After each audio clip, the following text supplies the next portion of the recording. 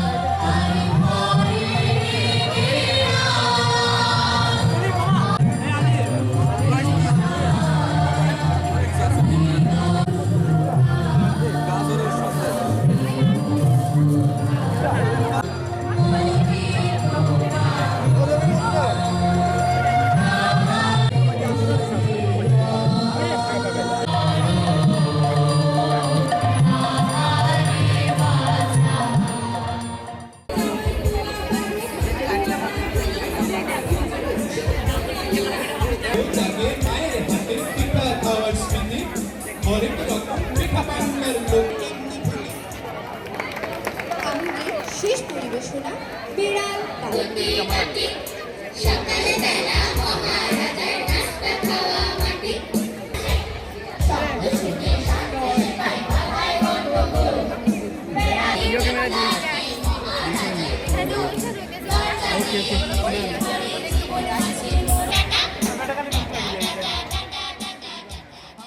পৌষ পার্বণে পিঠা খেতে বসে খুশিতে বিষম খেয়ে আরও উল্লাস বাড়িয়াছে মনে মায়ের বকুনি খেয়ে। এখন মায়েরা আর পিঠা খাওয়ার জন্য সন্তানদের বকুনি দেয় না। এখন মায়েরা সন্তানদের স্কুলের ব্যাগ গুছাতে গুছাতে ব্যস্ত।